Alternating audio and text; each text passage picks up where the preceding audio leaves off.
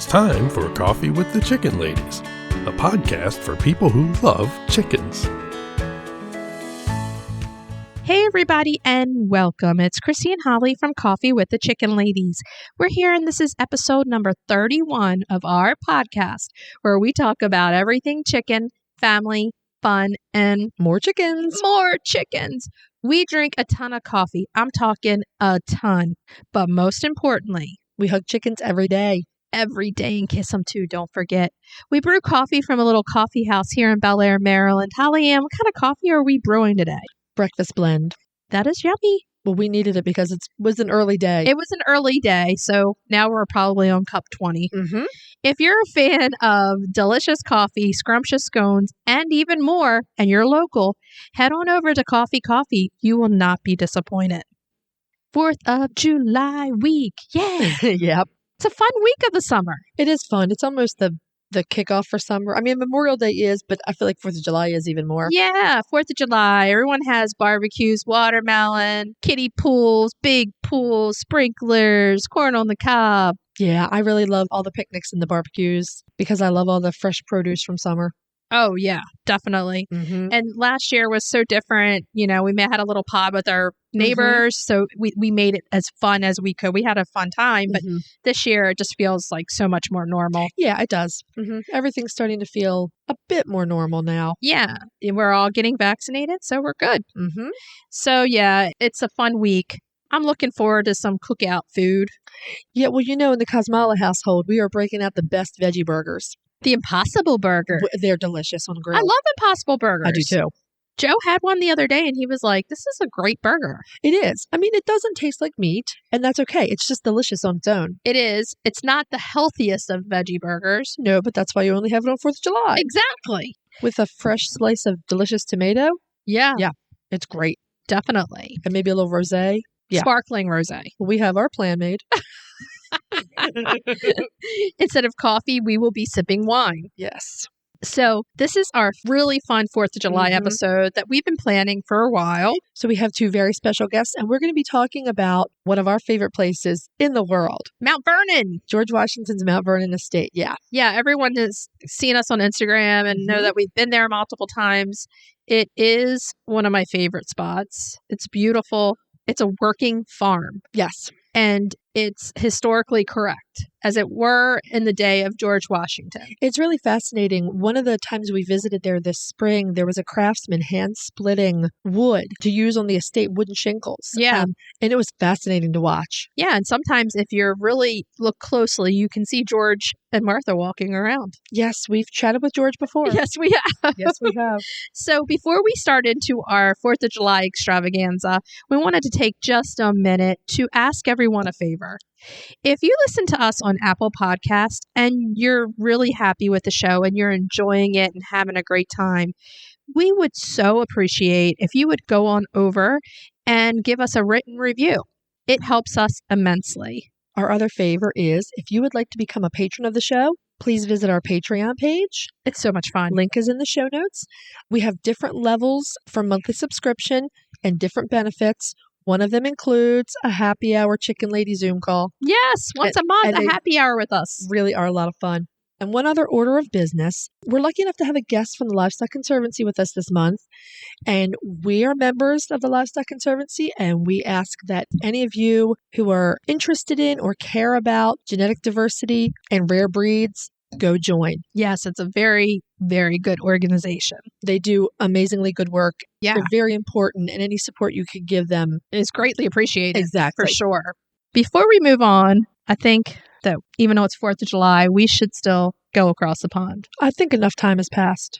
We should. And we should bring in Fiona for the Broody report and have coffee with Fiona. Yeah.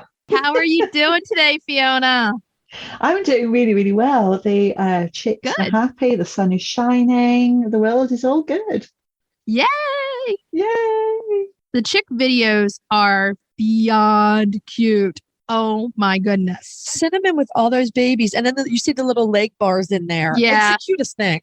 I know, the little grey leg bars. So that there were the reason that they had to be kept in for 4 days, because normally we take the runaway 24 hours after hatching. But we had the chicken ICU, which was the Buff Orpington chick, which meant we had to keep the run on for an extra day because it was too little to run.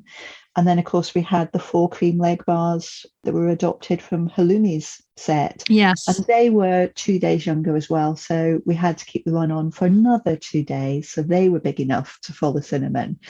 But they've all integrated together beautifully. It just doesn't seem like they were ever 2 sets of eggs. That's so cute. It was really cute. I love the video where she's like, Cinnamon's like squeezing out to chase the chicks. Like, oh my God, I got to get out of here quick. And like before the door opens all the way, I got to get myself out of here. You see her start to emerge. And then as the door comes up, she squeezes through, you realize just how big she really is coming through there. It's so cute. Have you seen the one of Frankie when she's coming out the door? And because Frankie has got brain damage, she's not very coordinated. And she literally goes nose first. Bless her. Yes. She recovered completely though. Yeah. And she completely saved herself so that she didn't hit any chicks as well. That was one thing she did make sure of, bless her. But, now you're in the chick time when it's like all the cuteness and they're running all over the place. So how many chicks do you have right now? 41 at the moment. Oh my goodness. Wow. Yeah, there's a lot of them. But we've got more on the way. So we've got Willow. She's sitting on a number of eggs. And we have got a cream leg bar called Moye, who's on some. And then we also have Laurel, who's getting some eggs as well. So we've got Buff Orpingtons, Barnvelders, and Welsummer eggs at the moment between those two. Okay. Eggs. I look forward to seeing the babies. Oh, yes. Yeah, yes. It's really exciting. I love this time of year. But the first week, which is, the week we're in with Cinnamon, is always really worrying because I'm constantly on the lookout for things going wrong. Yeah. So you much have to could be. go wrong. Yeah. I mean, it's little things like we have treadle feeders, for example.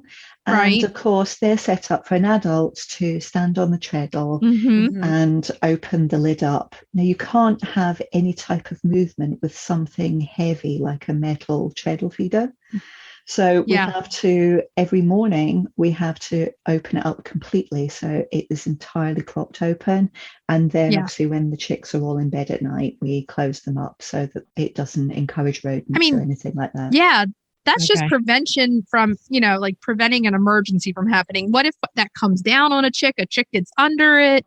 It seems so obvious with treadle feeders, but it's so easy to forget as well that could happen, that your chick could accidentally be crushed.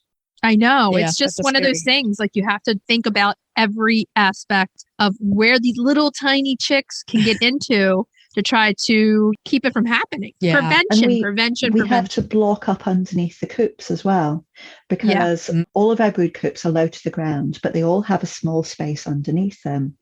And I think I've mentioned it to you before that the chicks will listen to the calls of their mum, and if the mum goes into the coop, they will run underneath trying to get as close to the call as possible, not realizing she's upstairs. She's above them. So we have to block up around the outside of the coop. Some we just put bricks around to cover the space. Some we actually cover with chicken wire all round so that they can't get underneath. And we've been watching all the videos. They're eating like crazy, so that's good.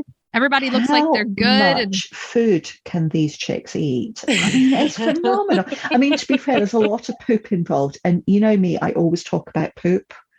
My life seems to be filled with chick poop at the moment. Yep, that's the way that works. But the best thing about cleaning the poop up is that there's still no broody poop in the coops, because broody hens don't poop where the chicks are at all. Yeah, right. It's actually a sign when they start to poop in the coop is when they're starting to think about making the chicks independent. Okay. Oh, okay. That's one of the first signs. Yeah. That might be 2 weeks away yet, but it's one of the first signs that they're going to make them independent. Poop in the coop. Yep. It's the poop in the coop segment. Oh my goodness. It's a Dr. Seuss segment. I'm not the floof lady anymore. I'm the poop lady. The poop lady. It's amazing how much you learn from poop. Oh, yeah. We can't say that enough. So, Fiona, this is slightly off topic, but not. Are those Barnvelder eggs dark chocolate eggs too?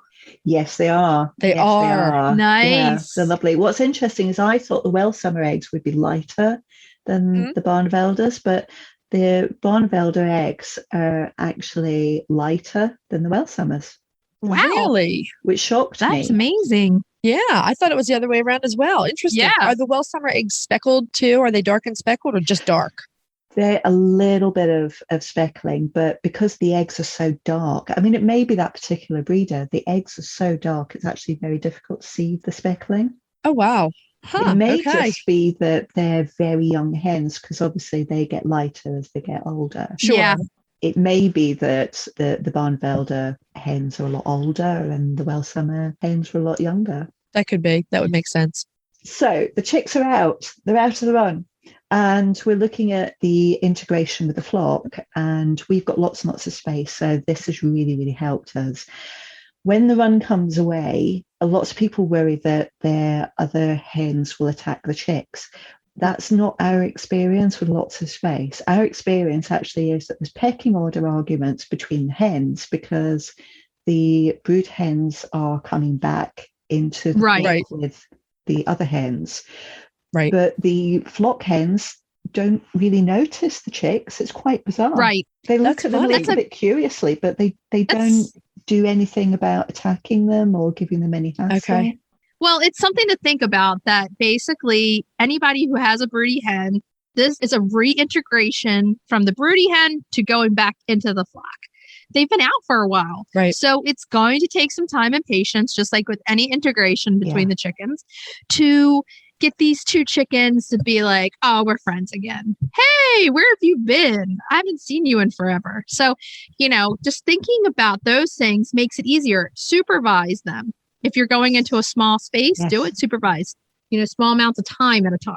We try and release them for the very first time 2 hours before the chicks would normally go into roost. Now, the chicks normally go to bed a lot earlier than the other hens. So ours would, when they're that young, they will go to roost about 6 p.m.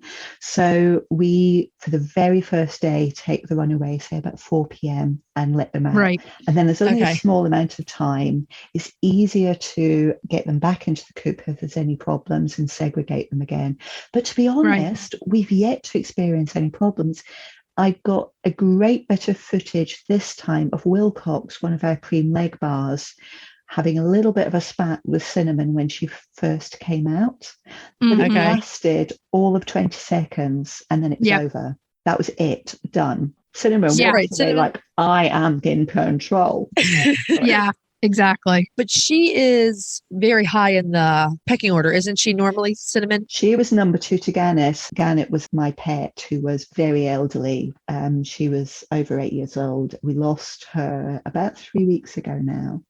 So it's still a bit difficult for me because it's hard. No, it's hard. Yeah. But she was number 2 in the hierarchy, so she now would be fully expected to be number 1. And Wilcox tried it.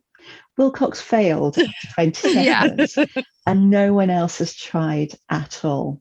Now, it's what's so interesting? Funny. Yeah, because we've got 3 other broody hens as well who were hatching off at the same time. There's Frankie, who is the next eldest. Cinnamon and Frankie are roaming around together very nicely. Their chicks are running around together. No problems at all. And then we've got 2 youngsters who are first-year broodies called Rowan and Hazel, and they are keeping themselves very apart. So they are wandering around the periphery of all the other hens, just avoiding them. There's no issues. There's no one attacking anybody else. There's no pecking order issues. They just avoid each other. They're just being cautious. They know each other are there. And they acknowledge each other's existence, but that's as far as it goes. That's the best you could ask for at this point, coexisting and slowly welcoming back. It's the same way with putting the little girls out there right now. I go out there, there's some like... How's that doing? The best integration of my life. You said it was very, very smooth. Like instant. So I go out there, some are laying under a chair, some are under the coop, some are up here, and then the other girls are just walking around. And it's amazing. I'm like, how did this happen? So, it's the best thing you could ask for. Yeah. An easy integration. But you said it was because the youngsters were with Gertie for a while, weren't they? Yeah. She's looked after them. I think that makes all the difference. Yeah, I really think Gertie's number 1. Yeah. Yes. I think Gertie's number one, and she looked at the lavenders like, don't try to pull anything, like, I'll take you down. Mine is not quite as smooth. Esther Williams is the lowest Jersey Giant hen on the pecking order. And Esther... I love the names of your chickens. They're amazing. And Agatha Christie. And I have my notable women. Thank you. But Esther Williams is being very badly behaved, and she goes after the babies any chance she can get. Oh, man. Yeah, she's my problem child. Agatha Christie, Pete keeps telling her she wants to be a mama. She comes over to say hello to them. She's very sweet with them, but Esther, not so much. We really have to watch her. Esther also happens to be my biggest Jersey Giant. She's a big hen. Yeah, so that you got to be careful Exactly. with. So we're really watching her closely. So that's the thing with integrating chicks in. You got to watch for size of the big girls. Again, some say it to be a good size. My lavenders aren't crazy big, and Gertie really isn't either. So they're all kind of comparable size to one another. Mm-hmm. So it's not a big thing, where the bigger girls are bigger, like much bigger. Yeah. So this is an easy flock integration. The easiest thing is, again, I think with broody hens and the chicks, I personally think it's easier again because it's the first week for me. I'm full of anxiety for the first 7 days. Yeah. And then after the first 7 days, I suddenly notice that I'm a lot more confident watching them. I'm more upset when the chicks get confident and they get left behind. Yes. Oh, yeah. I can see that. Yeah. I can see that for sure. These are good problems to have right now. All these chicks running around. It's going really, really well. It's super fun. We love the videos. If anybody hasn't seen them, which I don't think that's the case. I think everybody's seeing Fiona's videos. I would hope so. They are fantastic. The moms and the chicks. And it's at the Floof Lady on Instagram. All the videos linked in our show notes for each episode. So don't forget to check out the show notes. Oh, for English Country Life. Yeah. I put both of them up there. Definitely. If you want to know what the spat between Wilcox and Cinnamon looks like, check out the video. All 20 seconds of it in the video. Okay, so until next week, we'll see you later, Miss Fiona. Bye. Thank you. Bye. Okay, everyone, we're going to switch it up a little bit. Yeah. Instead of Chrissy, I'm bringing us into the breed spotlight this week. Yahoo! We're talking to two awesome people on our show this week for our 4th of July special. We have Dr. Charlene Couch from the Livestock Conservancy. She is a senior program manager, specializes in genetics and keeping these rare populations healthy, recording their DNA. And Charlene, you keep Dominiques, right? I do. I have a Dominique breeding flock, although it's not very large, and we sell eggs. Again, not a very large sales process, but we love keeping the Dominiques, and we make some new babies every year. Fantastic. Oh. Charlene, why don't you tell us a little bit about you and how you got started with the Livestock Conservancy and your love for animals and working with them so closely? Well, I am a lifelong animal nut. My mom tells stories of me bringing in a dead bird when I was a tiny little person from the yard, and it was the softest thing I have ever felt. I remember that moment, and I was fascinated. I've been a biologist since I was a toddler, obviously. I studied biology for many, many years, and mainly I worked in university research. I did a whole lot of things, and I stopped for a while, and I became a technical writer and editor, and I just wasn't happy. And I was a longtime fan of the Livestock Conservancy, but like a lot of people who are longtime fans, I wasn't a member. And a job became available, and I feel like I have come home to be in this job, and I just love it. I use genetics. We go to farms, we touch animals, we save animals. All the conservation stuff is, that's really buried deep in my heart. And I'm a member now. We're all members, all of our staff. We all pay our dollars per month. It's a really neat organization because we all love it so much. That's amazing. And our other guest is Lisa Pregent, the Livestock Manager at George Washington's Mount Vernon Estate, which all of our listeners know is one of our favorite places. Favorite spots, and we go all the time. Lisa bred our 2 Hog Island sheeps, Olga and Anita. I know the listeners have to hear sheep talk sometimes, whether they want to or not. So Lisa, tell us a little bit about your background and how you chose this amazing career. I come from a family of farmers. Grandfather was a coal miner, and My father lived down in southwestern Virginia until he was about 5. He had horses and pigs and mules, actually. My grandfather did some logging with mules. So I remember as a child going down to visit the old homestead and seeing the animals and hearing all of the farming stories. And I just fell in love with that idea. And I grew up 2 miles away from Mount Vernon. So I'm a suburban kid. I wasn't exposed to a lot of livestock, but I started horseback riding when I was 4. And so I grew up a major lover of horses, typical barn rat. I'm working in and out of barns, and Mount Vernon being 2 miles away, I actually started as a volunteer for a high school government project. Oh, wow. Nice. I was picking out stalls and grooming horses. And I went to college for a year. I went away to Mary Washington, thought I would be a historic preservation major. And I just really missed Mount Vernon. So I came back. And 26 years later, I'm still here. I hope they never get rid of me. No, you're amazing. So we hope they never get rid of you either.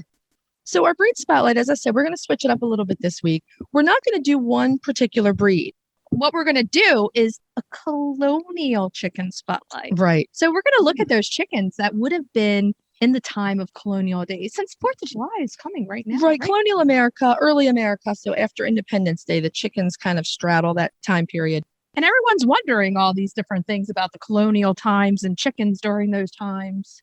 Right. So we're going to answer some of those questions. So we chose 5 breeds that most likely would have been around at that time.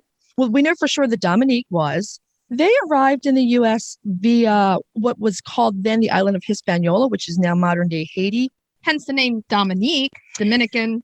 Right. They're a dual-purpose breed. They're good layers. They're great foragers. And Dominiques would have been kept by all levels of society. That's right. These birds were really popular everywhere because they produced both meat and eggs. They have a barred pattern. It's sort of a black and white striping that makes them really well camouflaged. And my birds free range all the time. Oh, wow. They don't disappear. They don't go away like other breeds I've raised. Okay. Nice. Our next breed is the Dorking, a very, very old English breed, another dual purpose, good layers, and very good broody mamas. Oh, yeah. We've talked about them. Mm-hmm. And then our next 3 chickens, we have not spotlighted on the show yet. Which we'll probably do separate spotlights on them. We will definitely be talking about these breeds. Because they're so interesting. Yes. So we have the Hamburg, which is a very old Dutch/English breed. They're a light-bodied chicken, very good foragers, very good layers. They lay a white egg. Our last 2 breeds are Bantams. The Nankin Bantam, which we haven't covered yet, and which I'm going to pick up my first breeding pair of Nankins this coming weekend. I'm very excited about that. So this is once again a chicken that will fit in very well in Holly's flock. Yes. It's what she says for every chicken we do the breed spotlight on. I do want all the chickens. The Nankins will have their own little aviary. We're building them an aviary, and they really will be a breeding pair. And I talked to Elaine Shirley at Colonial Williamsburg, and Elaine said the hatching eggs will come my way sometime this year. So great. A little side note. They're super, super cute. They're really very cute, neat birds, and they have little round eggs. Yeah, little white eggs. Yeah, they're adorable. I'm really excited to pick up this pair. And then our last breed, it's not a breed that's on the Livestock Conservancy's conservation list. I've sort of been digging around about this breed lately, and it's very hard to find any of them.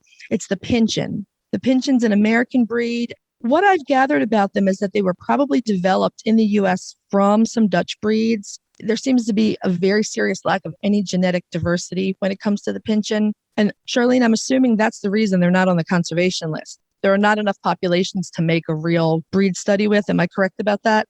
Well, as far as we're aware, there are very, very few breeders, probably down into the single digits. Wow. But we're doing a poultry census. And if any of your listeners know where any Pinschers are, we would love to know where those folks are and be able to count the breed because it is so highly endangered. It's near extinction, correct? That's exactly right. And they've been here a long time. You know, they were in the historic record as early as the 1700s. They may or may not, but they may have been kept by Thomas Jefferson at Monticello. You know, they have a really neat and long American history. It would be such a shame to lose such an important part of history. So listeners, if you know someone, please get in contact with the Livestock Conservancy. They're beautiful little chickens as well. They're a meal floor pattern. They're sort of similar to the Belgian Duclé, but they don't have feathered legs. They do have a little crest though, and they don't have muffin beard. Very pretty little chickens. They are cute. Mm-hmm. So as we mentioned, 4 out of 5 of these breeds are on the Livestock Conservancy's poultry conservation list. Charlene, we're going to throw this question to you. How important were these chickens in early America? These chickens were extraordinarily important. They came over early on. There's actually evidence on both coasts, not just the East Coast, but the West Coast as well, that these chickens have been around hundreds and hundreds of years. They were brought as animals for subsistence, really. I mean, if you think about the early colonists, they were just trying to get along and to stay alive. And they produce meat, they produce eggs, manure for gardens, and feathers for stuffing pillows or mattresses. So they've been developed to provide all those, and they are just extraordinary animals that really kept people alive with their protein. Was it the wealthier kept the bantams? It was more of a prestige thing, or? They actually had a real function. Bantam chickens tend to be really broody. So they'll sit eggs, and they'll sit eggs that are theirs and eggs that are not theirs. And so we actually know of evidence in San Diego from a Spanish, I guess it was sort of a fort and town. There are bantam chicken bones there, as well as large fowl bones. So we're trying to figure out what breeds those were, but we know that those little breeds were here on the continent, and they were being used probably as broody fowl. So they have a function as well as being beautiful little treasures, I guess, of upper class and folks who needed the broody animals. So we touched on this a little bit when we were talking about the pinchin. But what's the importance of genetic diversity in these heritage breeds? And what, if anything, can the average backyard chicken keeper do to help? So over time, many different breeds were developed, and they're extraordinary in their variation. So there's the up to 20-pound Brahma chicken down to the tiny little Nankin Bantam, which, maybe weighs a couple of pounds at maturity. They vary in their tolerance for foraging, for heat and cold, for captivity, or for free ranging, egg color, egg number, or meat quantity. These breeds have a really long history in the United States, and they've been here for hundreds of years. Animals that we consider heritage breeds, they've been in the United States a long time. They naturally mate. And that may sound a little off the wall, but, some of our commercial breeds have to be artificially inseminated because they can no longer reproduce by themselves. So these guys reproduce on their own. They're really hardy. They live a long time and they reproduce a long time. Sometimes the breeding hens can be productive for 5, 6, 7 years. And that's not what you're going to find in, the more commercial breeds. And because there are so many breeds and they were selected for so many different purposes, the genetic variation that's held in that set of these extraordinary breeds is a treasure.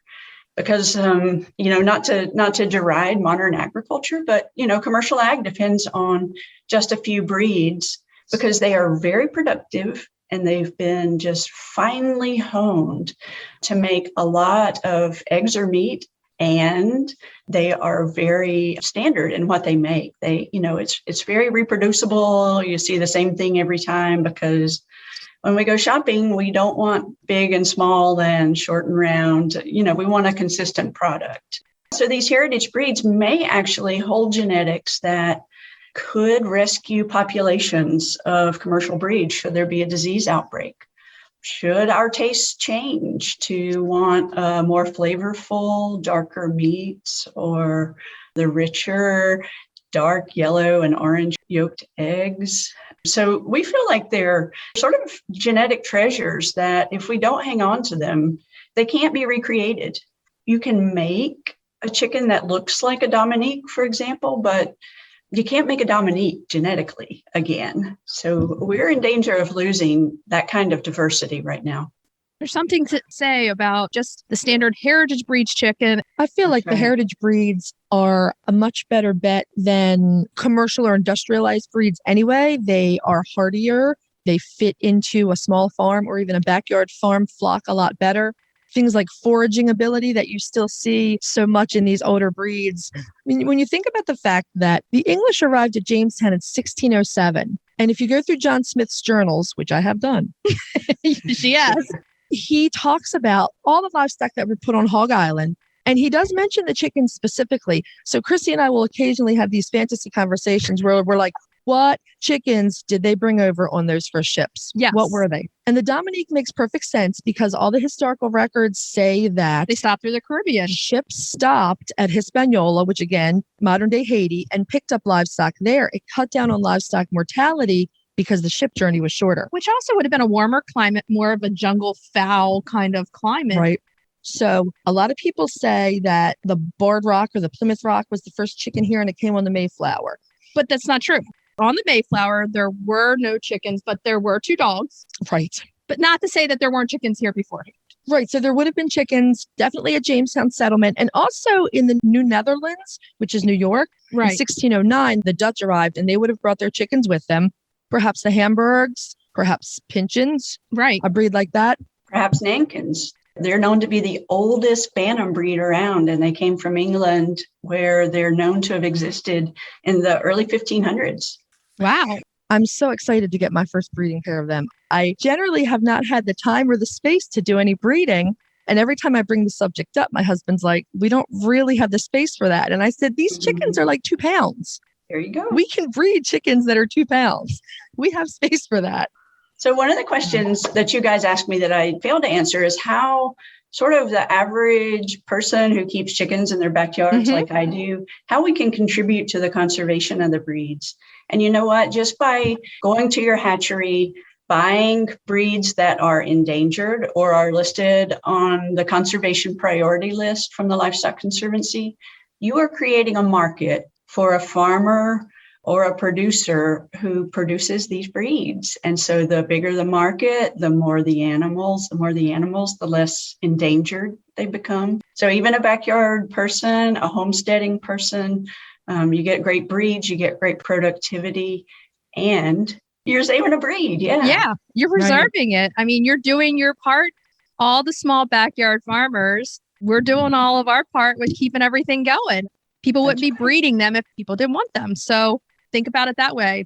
So, and this question is for either of you. Why is it important to include these breeds or any other heritage livestock at historic sites?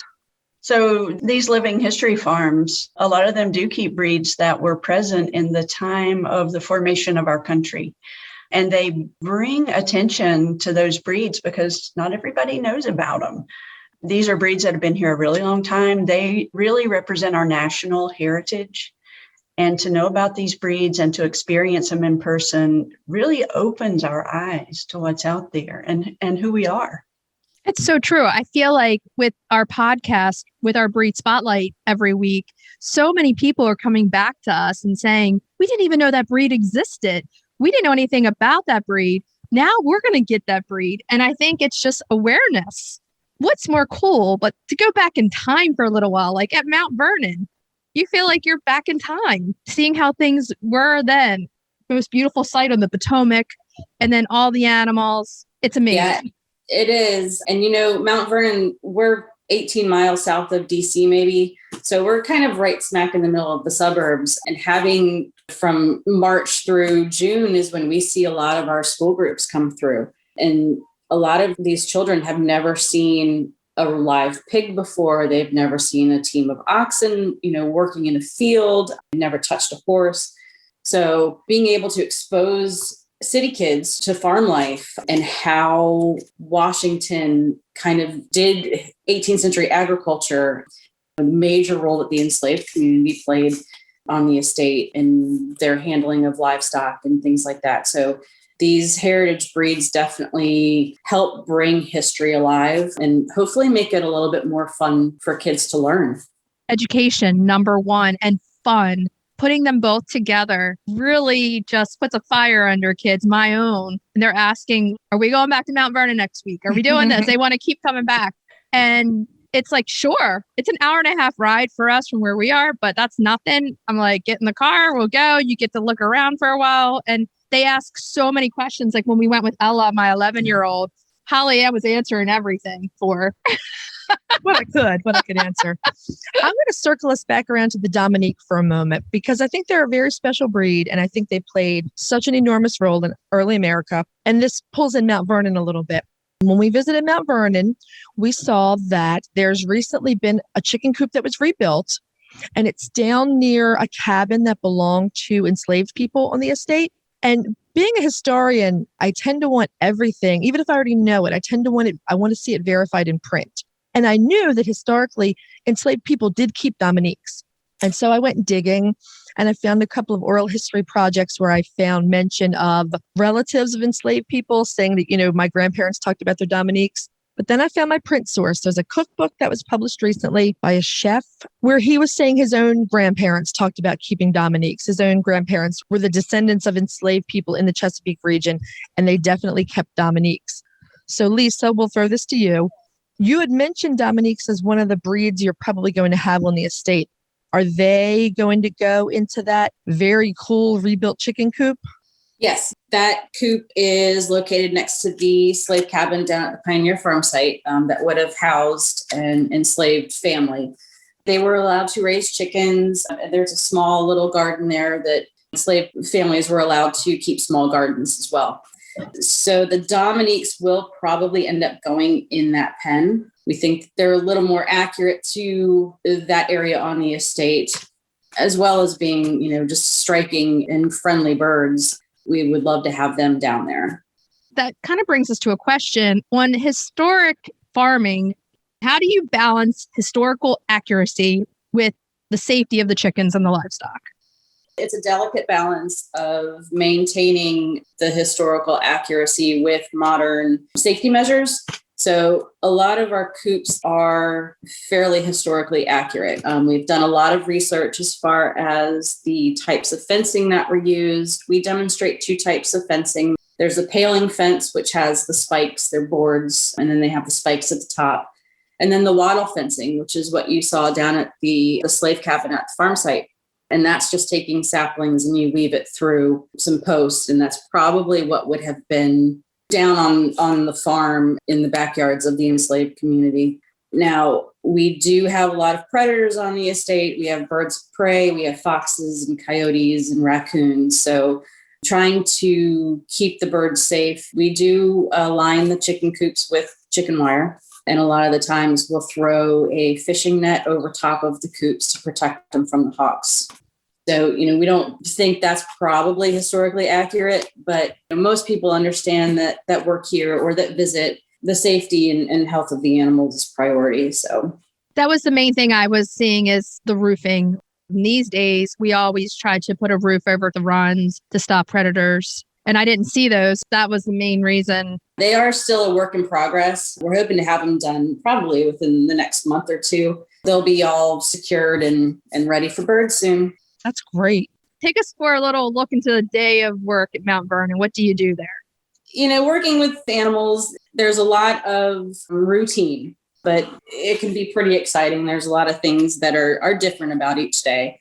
But typical day, we've got over 100 animals on the estate. So feeding them is priority. They will let you know when they're hungry. And 7:00 in the morning, you come in and the sheep are baaing and the cows are mooing and the turkeys are, gobble, gobble, gobble. So feeding them and getting them quiet is priority. We have to make them happy.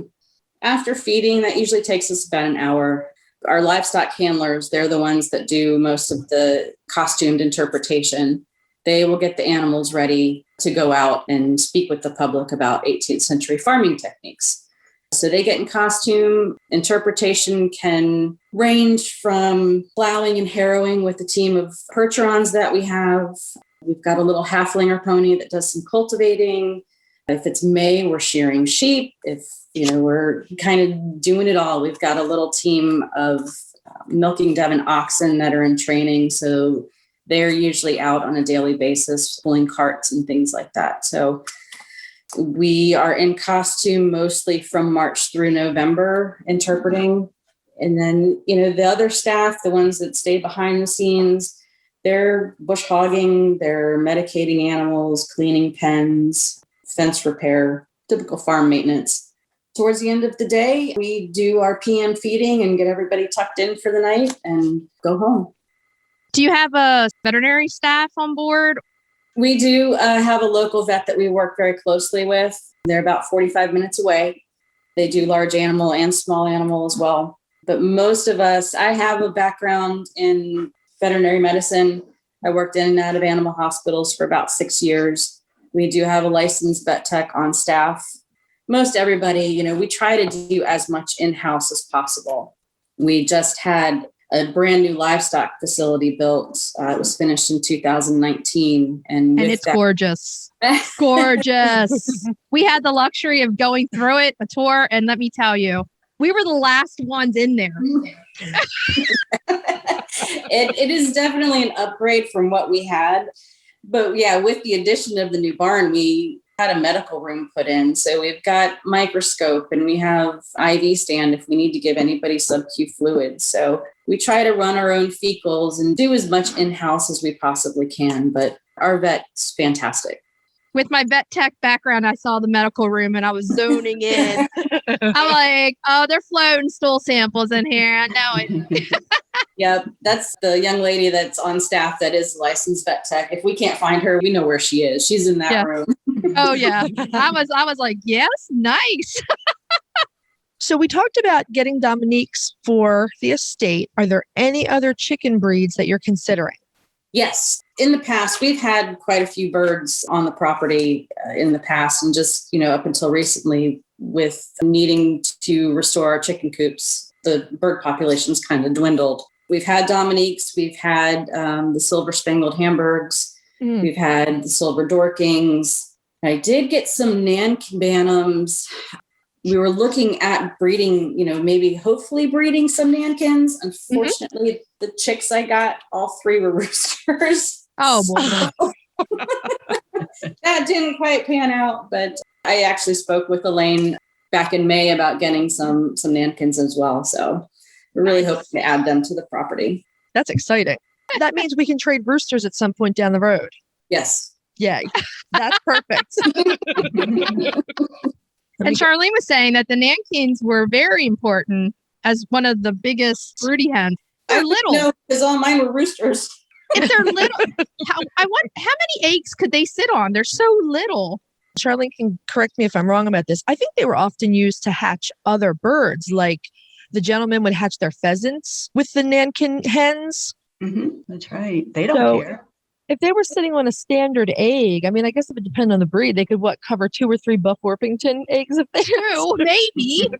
I think they're huge. But something like Hamburgs are not good setters. Am I right about that?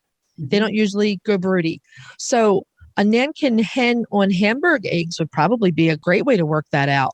The Bantams are just so tiny. They're like 2 pounds. We're driving to New Jersey next weekend for a field trip to pick up my pair of Nankins, and we will be plastering photos of them everywhere. So, Charlie, what is your favorite breed of chicken? You already know. It's the Dominique. My great-grandmother kept Dominiques, and we lived down the road from her, and she called them Dominickers, which was common here in the South. And these birds were all over the eastern United States and the South, and they feel like I should have them. Are they your only breed? They are. The only oh, okay. Yeah. Of all the wonderful things about the Dominique, what is your absolute favorite thing about them? I really like the friendliness. I have had a few roosters that have been chaos causing, but we have been trying to breed for good behavior, and our 2 roosters now are wonderful. Nice. And they're beautiful roosters too. The barring on the tail, they're just gorgeous. Yeah. I have one Dominique in my flock. She was given to me, Dolly Madison, and she's a general favorite. She's just the sweetest chicken. I did not name her, but I did keep the name. So I'm just going to swing this back a little bit. We were talking about enslaved people, and I've read in my research that enslaved people, it was not uncommon for them to not only keep chickens and eggs, but to be able to sell them back to the estate as a way to actually make some income. So we talked about the chicken coop on Mount Vernon that was near the slave cabin. Lisa, did you have any input on the design and building of that coop?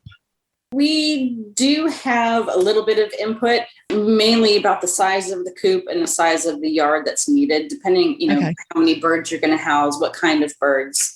Obviously, the turkey coops are going to be a different style from the chicken coops. So we do have a lot of say and design in those. And then we kind of pass that off to our preservation carpenters, and they do an amazing job of constructing. They've done a lot of research as well. So it all kind of becomes this team effort of building a coop that is going to suit the needs of the birds in a modern standard, as well as looking 18th century as possible. So the coop in the Pioneer Farm is fantastic. Yeah. I mean, it's obviously a solid, well-built coop. Yes. But we love the fact that it was made from split timbers and there's still bark on the edges. Yeah, it's cool. Yes. It's fantastic. They save a lot of wood around here, and especially older trees that have fallen. And we have a pit saw, we have a wood miser. And what that does, you put the log on and it gets these rough kind of hand-hewn looking marks on it that is pretty historically accurate. And then just, build the coop, and they're beautiful. Everything's pretty, hand split. It's all done by hand. It was gorgeous. The craftsmanship on that coop is just amazing. It was amazing. So you recently have acquired a turkey, Roger Williams. Yes. What breed of turkey is Roger? He is a Narragansett turkey. So we had the honor of hosting the Livestock Conservancy and the United States Postal Service for the Heritage Breed stamp unveiling ceremony. And Roger was here to represent the Narragansett turkey on the stamp. And when we found that he did not have a place to go after the stamp ceremony, we had to take him in. He just quickly became a staff favorite. We like to think we're all very funny people around here, but you're walking down the barn aisle and you say something and Roger just he starts laughing. So he makes you feel like, you're just the best comedian in the world. And he's good for the self-esteem.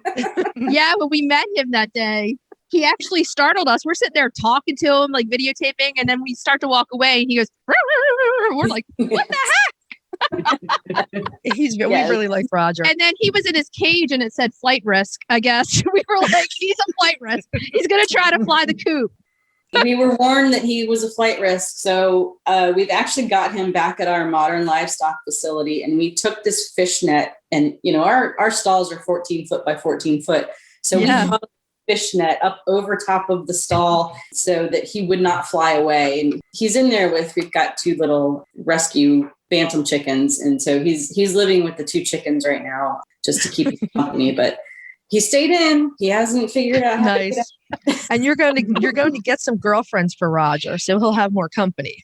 Yes, we do have some hens coming to the estate. So we'll be redoing one of our coops. It used to house chickens. Okay. We're going to do it so that it's a proper turkey pen for Roger and his lady friends. My question is about the turkeys. Was it also the ladies of the manor who took care of the turkeys? Yes. So all of Poultry basically were the ladies. Yes. Yeah. The chicken lady is a real thing. Chicken lady goes way back. We're nothing new here. So Charlene, what is your absolute favorite thing now about the work that you're doing? My absolute favorite thing is really hard to lay out, but I think it is talking to farmers and non-farmers, both of whom are so excited about the breeds, about keeping these animals, and just being connected to that world of chicken ladies and backyard farmers and folks who are looking for animals. Putting people together with animals makes me happy. That's amazing. That is wonderful. Yeah, I love it. Lisa? Definitely things like this. I love meeting other farmers and folks in the livestock industry and hearing their stories of successes and failures and just learning. And then I work in a place where we see thousands of visitors a day, and being able to educate, especially the young visitors, about the importance of livestock and the 18th century and kind of how they played a major role in the development of this country. So just bringing to light the heritage breeds and the role that they played. Love it. That's fantastic. We want to thank both of you for coming on. We were so excited that you agreed to do this interview, and this has just been a fantastic conversation. Yes, thank you so much for taking the time. And thank you for the work that you do. Yes. We do recognize how important the work that both of you do is. And my girls and I are going to come see Lisa. We're going to say, hey! You've got my contact information. Let me know. It's been a privilege. Thank you. And happy 4th of July to everybody. Happy 4th of July, everyone. Thanks a lot. Good to see you. We just want to say thank you one more time to Dr. Couch from the Livestock Conservancy and Lisa Pregent from George Washington's Mount Vernon Estate for joining us. We had a great time. It was a great conversation. We really appreciate you taking the time. And just to remind everyone again, join the Livestock Conservancy. And if you're local, go visit Mount Vernon. Yes. It's well worth it. Both things are fantastic and worth the support for sure. So now it's time to move to cracking the eggs. Cracking those eggs. So we're staying with Mount Vernon for cracking the eggs. We are all into our little USA flag flying. It's patriotic time right now. We talked about early colonial times, those chickens that were here, all about the time around George Washington. And corn is the main star of this recipe. Talk about an American mainstay.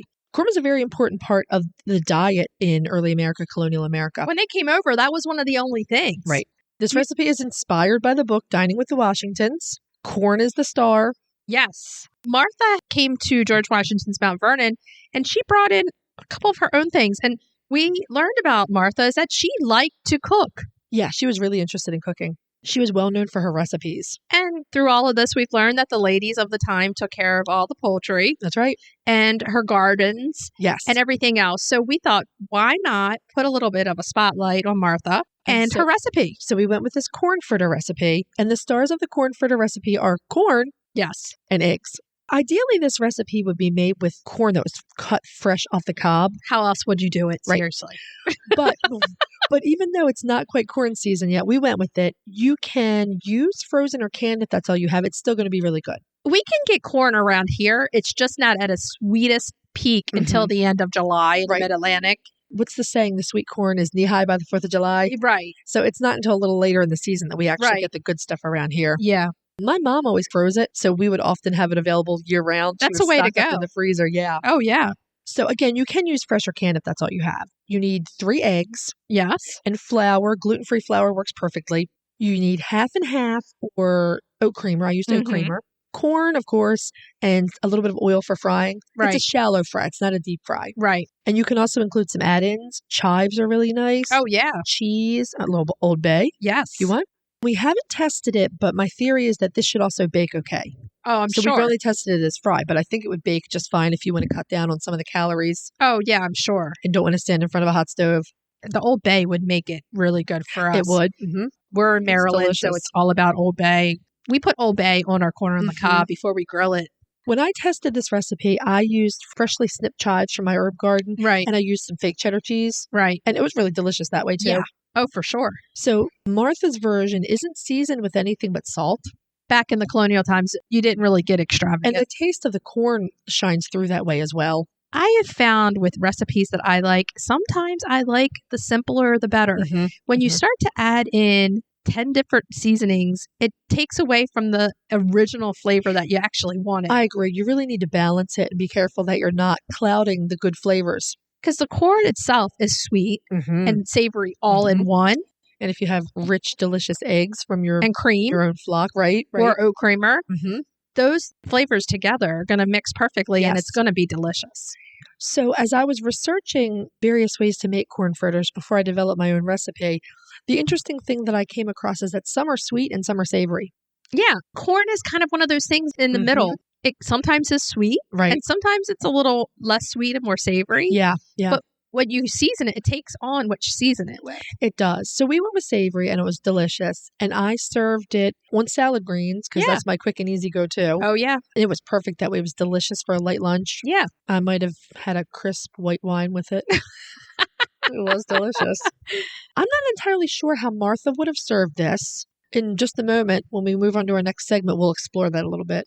This woman was incredible. She married George, moved her and her family over to Mount Vernon, and took over that estate. Let's just say women empowerment right there. She was the strong woman behind that man. She was a very strong woman. If you do any research on Martha, you will find that before George and Martha got married and he brought her home to the estate, he didn't really keep his own chickens. No, he didn't at all. So the enslaved people on the estate most likely had chickens. Right. But when he was bringing Martha home, he wrote to his steward and told her, get a flock of chickens. Yeah, because he had a woman coming. And Right. he's like, I need myself some chickens if I have a woman. Yes, and of that time, and you know what, how true it is still almost to this day. The majority of us are women keeping true. poultry. Poultry often go hand in hand with... We were laughing with Lisa and Charlene. The chicken lady is a historically documented phenomenon. Oh, totally. She came over and put her spin on things and raised the poultry, did her recipes, did all the entertaining. Yeah. I learned something new every time we go there that I didn't know before. Agreed. So it's just fascinating. If you're not, anywhere near, go to their website and look around.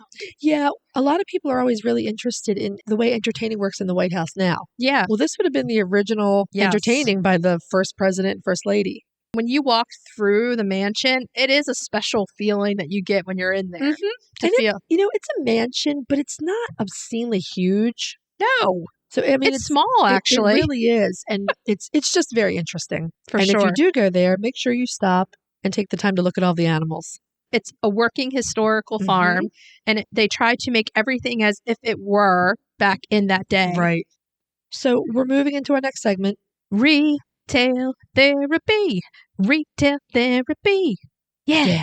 Okay, so retail therapy, we're sticking with our theme. Right. We're waving our USA flags. We are going to put out there a book that we found beyond interesting. Our recipe is based on a recipe in this book, and the book is Dining with the Washingtons. Who would not want to be dining with the Washingtons? Come on. I don't know, because I'm not sure there's a lot of gluten dairy free at that time. We met George Washington at the stamp ceremony. Yes, we did. And he spoke to us as if he were back in the day. Yes. As we've said many times, George is extremely authentic. He was. The man who portrays George Washington does an amazing job. He takes it seriously. Yeah. So this book we were talking about, for one, you can get it on Amazon. You can. We will have a link to it on our storefront and a link in our show notes. Yes. And you can get it either new or used. If you get it new, it's going to be a lot more expensive. Right. So just know that. But it's available used at a lot more reasonable prices. And the pictures in there are gorgeous. They're gorgeous. There's a lot of interesting history about what entertaining looked like. Oh, yeah. In early America. The types of foods they ate, which goes back to some of the vegetables they would have grown, the way they were prepared. I find it always interesting. One of my favorite rooms in the mansion is the dining room. The green dining room. That we learn is from copper being ground in the powder and then made into paint and sent from France. Right. And you learn that was a statement that only the most wealthy at that point were able to have any paint, because paint was not even made in the USA yet. Right. When you're standing there and you're seeing that, it takes you back to how, wow. It's such a vivid green color. It's beautiful. It really is beautiful. I like that room as well. That's the informal dining room. That's not the banquet room. That's not the banquet room. And it is actually a small, cozy room. So it's also what they were calling the new room, because it's the newest room that was added. Right. And that's where they would have set up for a formal banquet. And that room is also kind of a greenish, bluish color. It's really pretty. It's just amazing there. And this book takes you through the history of our country and food at that point. Right. It's very interesting. And it also has some recipes that are authentic to Martha. So it's a great read around this time of year. It is. And just going on the tour at Mount Vernon, where they take you through the kitchen and they talk about the enslaved cooks who would have been doing all the meal preparation. Right. It's really fascinating. The kitchen itself is well worth seeing. The size of the fireplace where they would have been roasting meat and baking things on the hearth is incredible. This week, what we're going to do is also put some pictures up on our Instagram, because inside the mansion, you're not allowed to take video, but you are allowed to take pictures. Right. Without flash, you can use photography. And I did take some pictures, and you did going through. We were not allowed yet to go back upstairs. Right. The upstairs was closed for now. Yeah. Because of lack of staff at this point. So it's supposed to be open soon again, but we did take some pictures. So if you've never seen it, it's really beautiful. And it's history. And the book actually has photographs in it. The book is gorgeous. It's a beautiful book. I would call it a coffee table book. I love coffee table books. I do too. And it's a coffee table book with recipes. So sometimes you don't want to be all engulfed in a book reading. You just want to be thumbing through a book. Absolutely. And, if you have something cooking, you want to be able to get up real quick and not lose your spot. That's generally what I like to do. If I'm not working immediately and I get up and have a cup of coffee, I like a book like that to look through. Or a magazine. Yeah. I'm like a magazine person too. Yeah, me too. Because I'm always like getting up to do something. Right. But this is one that you have sitting there. And it's also a good conversation starter. It is. If you have people over, it's really American history, but American history that's very interesting to see how things were. Yes. So we're going to have all of our stuff that we have learned from Mount Vernon up on Instagram, all of our pictures, our videos, so everyone can see them this week, kind of celebrating the birth of America. Yes. And we figured we would take a look back. And again, thank you to Charlene and Lisa for helping us talk about historical chickens. It was a fantastic conversation, and we really appreciate you taking the time. It was amazing. So, should we tell everybody what we're going to talk about next week? Next week, we are doing a bantam breed. Ooh. The Belgian Duclay. Yay! Our main topic, we're going to talk about bumblefoot. Oh, I go from the way up to the way down. It'll have a lot of information. It'll be information-packed. Cracking the eggs, we're going to have a recipe from our guest. Yes. Annie Wing from Strong Chicken Essentials. That is a great product. And the whole line's great. The whole line is great. Annie's going to give us her favorite burger recipe. And it was really yummy. Interesting, yeah. Yeah. And then we're going to do our retail therapy. We're going to profile Strong Animals Essential. It's something that you're going to want to hear about. The products are fantastic. We highly recommend all of them, and we'll have a good time telling everyone about them. We had fun talking with Annie. Yes. So we'll bring you that next week. Before we go, and before we say Happy 4th of July, what should we tell everybody to do? Hug your chickens. Every day and kiss them too. Don't forget. We'll talk to you next time. Happy 4th of July. Happy 4th of July. Bye-bye. Bye. If you'd like to see more of us, please follow us on Instagram at Coffee with the Chicken Ladies. If you'd like to help us grow the podcast, please leave us a written review on Apple Podcasts. If you'd like to become a patron of the show, please visit our Patreon page, patreon.com/Coffee with the Chicken Ladies. Thanks for listening.